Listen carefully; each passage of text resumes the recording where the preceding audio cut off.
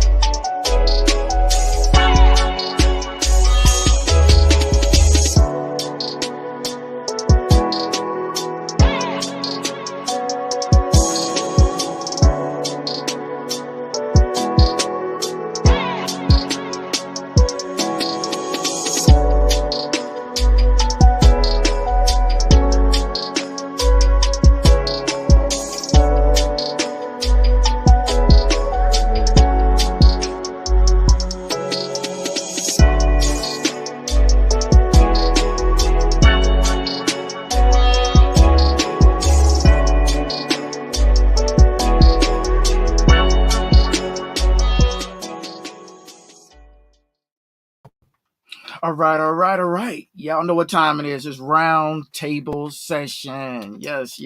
Let's turn the lights on. We blinking hard at you tonight. Actually, it's raining hard tonight here in the Carolinas. Today, Thursday, March the 25th. Y'all buckle up. It's about to get deep up in here. We're going to travel all the way down to Georgia, the great peachy state, the peachy state of Georgia. We're going to travel down that way. And tonight, we're going to have a young rapper, artist, entrepreneur, goes by the name of Young MJ, along with his manager, Cash Flow. We're going to be interviewing them, and we're going to be talking about the outs and ins of a young artist, aspiring young artist coming up, doing his thing, really where the Mecca almost, I would say, where rap is now. So all that and more when we come back, you guys.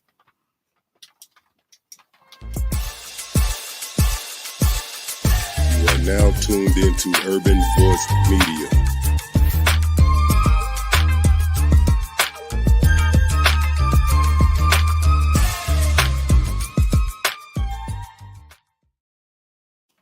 All right.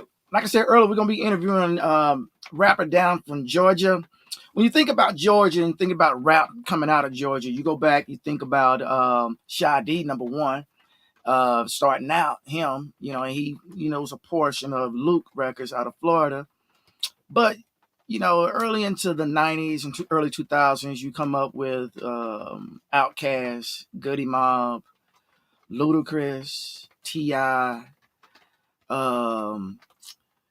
you got a lot of rap, a lot of R&B, a lot of soul coming out of Georgia now. And to be in Georgia, really, that's the place to be. If you want to be in entertainment, I would say, you know what, go to Georgia. New York was the place everyone wanted to migrate to New York early off into the 80s and 90s. Now it's Georgia. Everybody's flocking down to Georgia. By saying that, this young man I'm bringing up, I had a chance to go back and listen to some of his songs. He has several hit songs out called God's Light, Brand New, Distance, Real as It Gets, Bands, Going Hard, and How I'm Feeling. The guy who wrote these lyrics, y'all welcome aboard, Young MG. What's up, fellas? What's up? What it do? All right. We ain't got to guess who Young MG is. Whoever the one that looks the youngest. Hey, Cash Flow, and I know it's neither me or you, right? Right. as I introduced earlier, we have Young MG and his manager Cash Flow. When I got the notion a couple weeks ago in reference we would be doing this interview, I was like, man, as a DJ, as you can see, what would I have in common with a 14-year-old rapper, with the music today and everything? What possibly could I have in common with this young man? But when I sat down, guys, and I started listening to my favorite song of Young M, I say MG, excuse me, it's MJ. When and guys, I please forgive me. So if y'all ever see me and say, "Hey, don't let him in here," he done misrepresented my name. Please don't do that to me. Let me come on into the spot and enjoy the sounds. But God's Light took me, man. It took me. It took me. I sat down. I listened to it about 3 or 4 times, and I was like, "Wow, this young man right here, he has some things. He has some things." Cash Flow. When you first heard MJ, what was your first thoughts about him? My first, really honest, it's funny to hear you say that, because that'd be my thought. Like, you wouldn't even expect somebody that age to even think like this. Like, for the rap about like lost friendships and problems with a girl and losing friends, and it like you can relate to them. And I'm gonna make it. I want to do something for my mom. I want to do something for my brothers. This and that. You hear it in the songs, and I'm like, I like that boy got something, and he can actually rap. Like that, I can't take that from him. I hadn't even met him. Like I hadn't even. They had been friends. Him and my son was friends for years. I hadn't even met him physically, but he was like, I had to meet him after that, because it was like hearing something I hadn't heard before. I don't know, somebody that young. You know what I'm saying? He sounds mature. And that Was it like, look, dude, I got to get you. Get up on my wing. We get in the car. We're going to T.I.'s house right now. You said exactly. Like, yeah, like I had to get up the phone with mama. Or let me say this right here. 2 Chainz, man, come on. You got to hear this. You got to hear this 2 Chainz. Come on, man. You gotta hear it. Like I called him. I got him to live mama this night. I manage those sons. What? Tell me about that, Cash Flow.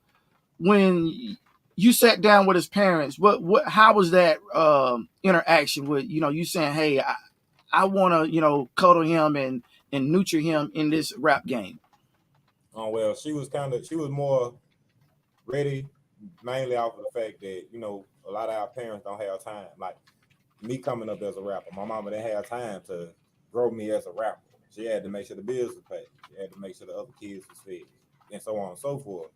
So she didn't have the time, but it was like I came in right on time, because that's what he needed. He needed somebody that had time to help groom his career, be at his shows, be there for his photo shoot, be there for this stuff like this, and the network. Like I'm real good at networking, so he was like, I came in right on time, and it just was kind of organic. It just been rolling since. We done had our few little spots on some, I wanted this way, she wanted that way type of thing, but it's expected. We just meet each other as much halfway as we can. MJ, did you believe in Cash Flow right off, or you like, I don't know, man, I might want to do my own thing? I believed in him first off. Oh yeah, what was it that said, hey, you know what? I think you could take me there. What he was saying to me, when he was explaining to me what his goals and his vision was. Okay, all right. Well, Cash Flow, with dealing with artists, I mean, when I think of Georgia and young MCs, I think of Chris Cross. Right. I think what's the other guy's name? Little young dude, real small dudes. Another bad creation. Yeah, them. Like my thing was my dream really, like, with, man, I could manage a grown artist. Like, there's plenty of rappers in the world. I could manage anybody. But my thing was with kids, they sound like us now. Like they do what they see pretty much. They might do it wrong, or they might do too much. We could be wiser. But they pretty much, they do what we do. We rapping about being depressed, rapping about guns, rapping about drugs, and kill this. They finna write the same music because that's what they listen to. But when I was growing up, the 13, 14-year-old rapper was Lil Bow Wow, Lil Romeo, people like that, and they weren't rapping about that. They were rapping about getting girls, being in school. Their videos was all fun and bubblegum and this and that. But you still saw a kid. You ain't Right. seeing kids no more. And I was like, Right. love his direction. I love what he doing. He real. You know what I'm saying? And it's probably what he going through in real life. But let's have some fun. That'll be 14. You know what? I've talked to several rappers, and most rappers, they say, well, I want to talk about the streets. Well, not all of the streets is about guns and gang banging and drugs, just as you stated. There's fun in the streets. I'd had a lot of fun in the streets. Exactly. So I fun was in the streets. I salute you, my brother. I salute you for, inspiring this young man to stay on that path. And a lot of people say, rap will never go back to those fun days where it was just about fun. Well, when I heard Young MJ, I was like, See, there's a lie being told somewhere, because this young man, I don't know what rap he ain't listening to, but it ain't in his verses. No, you ain't all the guns and all that. Yeah, you ain't depressed. You ain't ready to go kill nothing. You ain't ready to go slide. He ain't making you feel that. He take you something. He bring you to him. It's like he bring you to here where if you put your AirPods on and just press play on God's Light CD, you listening to Young MJ. It ain't like, man, he sound like he trying to rap like it ain't none of that going on. You hear you going into his world, you start learning names of people, and you be wondering about his life. Like, wow, you almost want to talk to him after you listen to him. And I think that's dope, because that's conversative music. You know what I'm saying? That's like starting a conversation, and that's making the people want to know who you are. That's when the interviews come, the magazine articles and all that, where you get to explain who you are. MJ. Yes. When you got into rhyming, was it a certain rapper that inspired you and you said, hey, I think I could do that? Yeah. Who was that? NBA Youngboy. Why was that? I don't know. He just different. I don't know. He ain't got that. I don't know. It's something about him. He just.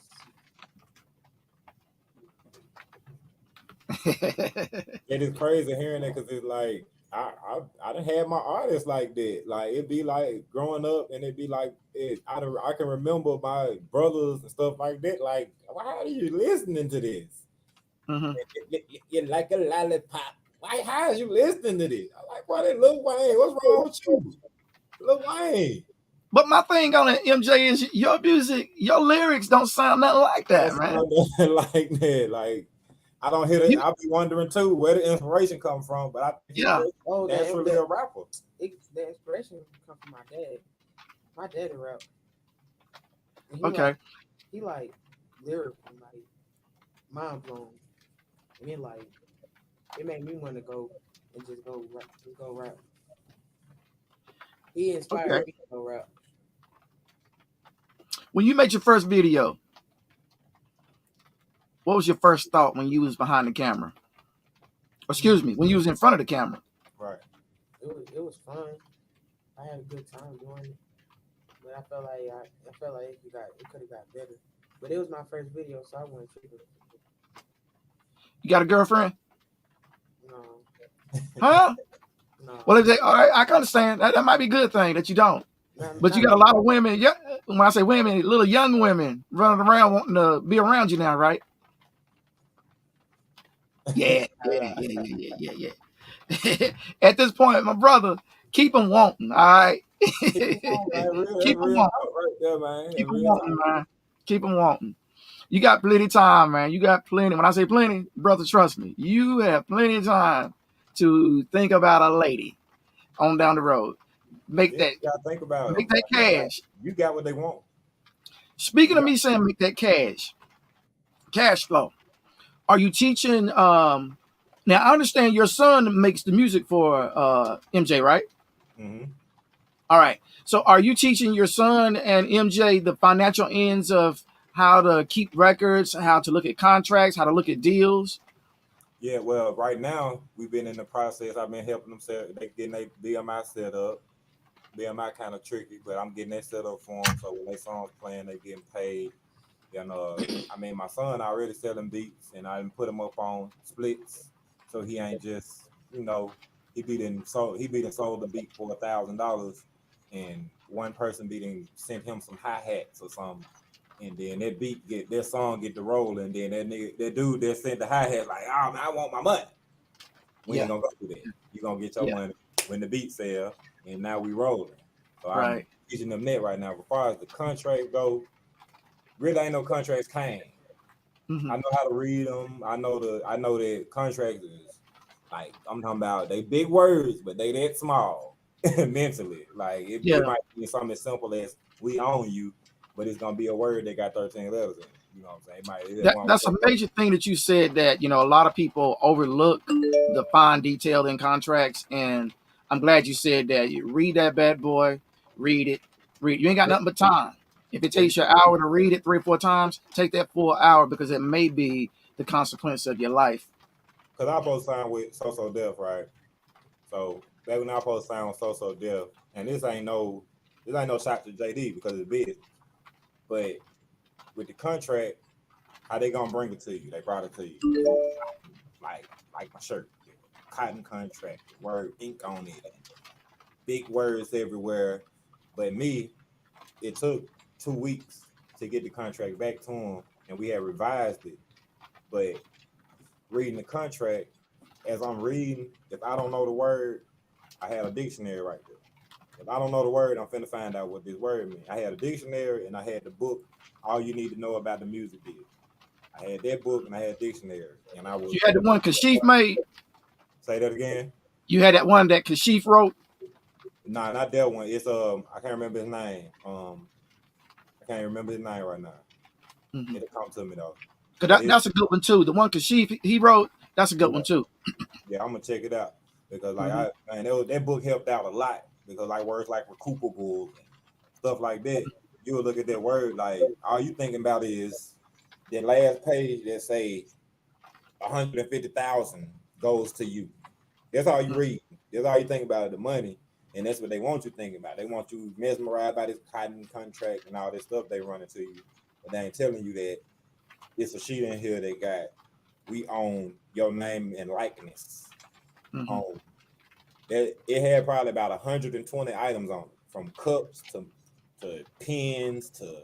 Wow, man, they was. And the last word was, the fine print was small, etc. So that means anything. Like, the fine linen in damn socks. It's unlimited. They if your name on it and it make money, they own it 100%. All we was gonna get was show money, and we was gonna get like 35% of like radio play or something. It was like some little crazy little numbers. But we revised it, sent it back. They came with less money. You know what, Cash Flow? It may not mean a lot to your son and MJ right now, but the more you keep throwing it in their face, the more you keep showing it to them, the more you keep presenting it to them, it'll start registering and click. Because the theory is, if you show a person something once and the interest don't click, chances are they're not going to come back to it. But if you keep throwing it in front of them, sooner or later it'll start clicking. And every time some paper come, they're going to be asking you, your dad, Cash Flow, let me check that out. It got our names on it. Let me read it. So keep throwing whatever information that comes, paperwork, whatever it is, just throw it in their face. Say, hey, guys, come sit down. And just read it to them. Right. You know what I'm saying? Just keep reading it to them. MJ, we get ready to buckle up, baby. You ready? Yeah. Hey, I'm gonna let you buckle up with your chain on, man. I got chained up today, man. Got you your loyalty of love, man. Look good on you, bro. We got a message in the message field. I think it's directed to you, Cash Flow. Mm-hmm. You see that message? Yeah, he talking real shit on God. I need him as a manager. MJ put me down. He got knowledge I can use. I got you. Like, all y'all do. That's so funny who it is. That's actually, like, what's crazy is that's one of my artists. That's like, that hood baby Zay. You know what I'm saying? Appreciate you tuning in, Zay. That hood baby Zay. No, that's no foes. There's no foes. You're two Zays? Well, all right. Yeah, You get I was on the interview. you got your people looking out for you right now. No fold. No fold. They're Holla. looking out for you. Probably See, no look, fold the one that kind of I said got kind of like the Future lifestyle. He got a little deep voice, kind of little style. salute. Y'all had the little cover with the little gold stuff on it and all that on it. Okay, I know who that is. I like that. I think we're not gonna play it right now, but I think we got a video of yours, MJ, that we're gonna play. I'm not sure if it's. I was asked to control people to get back with me. If you guys can go into that chat field and let me know what we got, and just holler back at me, and then once we get that, I'll introduce the song that we're gonna play of yours, MJ. But I'm jumping into God's light. In your hook, you said, "Put your trust in God. Don't believe in man." Why did you say that?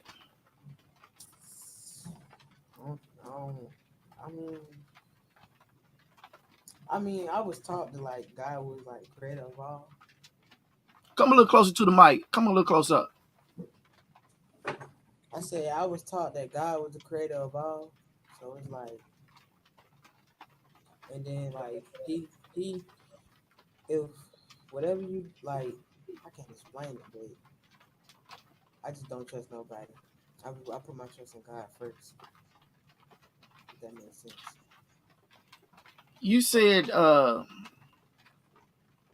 they mad cause I'm different. So what you're saying is people mad because your rap style is different, or you just as a person different? As a person. As a person. Okay. When I was listening to it, MJ, you know, you took me back to some guys that I grew up with that was rapping back in the days, and they used a lot of metaphors. Mm-hmm. And do you know what a metaphor is? Yeah. For the people, and I salute you, brother, but the fact you know what a metaphor is, because so many rappers today don't even use metaphors, and it's a figure of speech. I mean, you're using a word or a phrase and apply it to an object or to an action that it ain't even there. And in your rhyme, especially in God's light, you use a lot of metaphors. And I was like, wow, this young man right here, he's I don't know who, and that's why I asked you who influenced you. Then when you told me, I'm like, that don't even match. Because I'm thinking you going back to old school or something, maybe even Luda, because Luda used a lot of metaphors. Outkast used a lot of metaphors. But it's just amazing to hear a young rapper of your status using metaphors the way you do. And you also said that you had to take some losses just to make it out. What did you mean by that?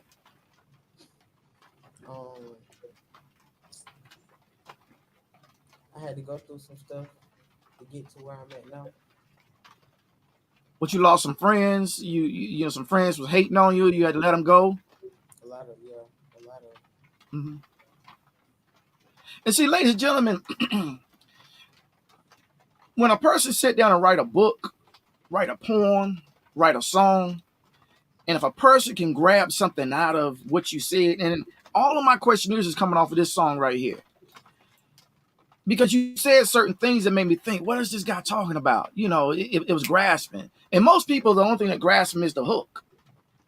Or unless you say something funny or you degrading or downing someone or whatever.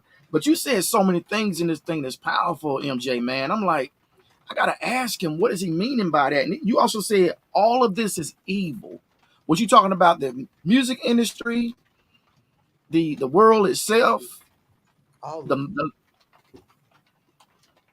it. What was it about the world that made you say, you know what, the world is just evil right now? What was it? What hit you? Was it some mass killings? What was it? No, it wasn't even that. It's just what I was taught about the industry. All of it is evil, and that's why I don't like. It's a scary thing too, to be in the industry. And then the fact that I'm young, they think they can get over me because I'm so young. So they think young, I'm down. I ain't down.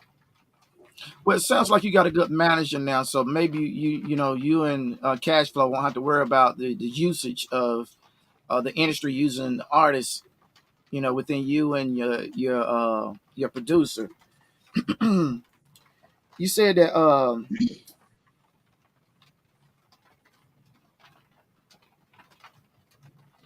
you said this lifestyle is different and there's no debate. What did you mean by that? Um, it's like a lot of stuff changed from back in the day to now. You got COVID. Hmm. You can't really argue with it. It's Hmm. just how it is. Earlier, you spoke about your dad, and you gave shout outs to your dad in "How I'm Feeling." That song called "How I'm Feeling." You said you had gave a shout out to him, and earlier you had stated that your dad, one of your influences was your dad, that he was a good lyricist or still is a good lyricist. But in in um in God's light, you said your mother's tired. What did you mean by that? I put her through a lot. Oh yeah, I put her through a lot. I know I do, but I'm like, my you mind. you you, you was hanging out with the boys on the block. Nah, it ain't even that. It's just like, I don't know. I'm like different. I don't know. I don't know. I don't think folks can handle that. Like, can put up with that. So I know I irritate her and I get on her nerves. But like, I'm just being me. MJ, every child gets on their mother and father's nerves. Trust me. You Trust know, me. You are not the first. You ain't different on that one. Every child gets on their mother and father's nerves. And someday you'll see that when you have children, you're gonna be like, boy, girl, You're gonna be making a woo, song about yeah. So, it. brother, I guarantee you, your mom and your dad, if you weren't there to get on their nerves, their life probably wouldn't be complete right now. So, it's a learning lesson for all of you guys, your mom and your dad. Uh, their tensions has to be tested as to how much tolerance they can take because they have a young man that's growing, he's inspiring, and he's already looking at a career, and it's an influential one, a prosperous career. It's a good money making career. And so you getting on your parents' nerves, brother, that's natural.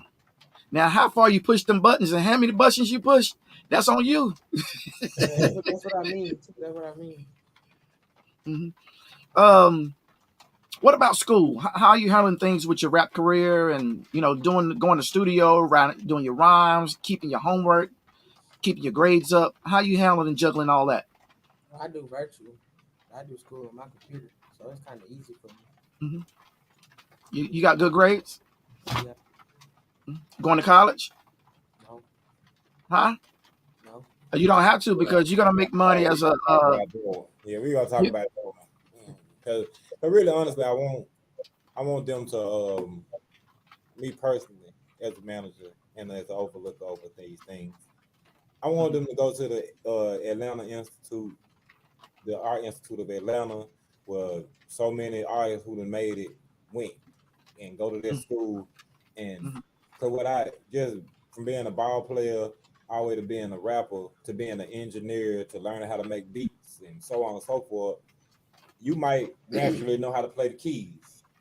But if somebody teach you that technical aspect of it, the real aspect of it, how to go in and really do it to where it's almost the press of a button, like that knowledge exceeds all knowledge.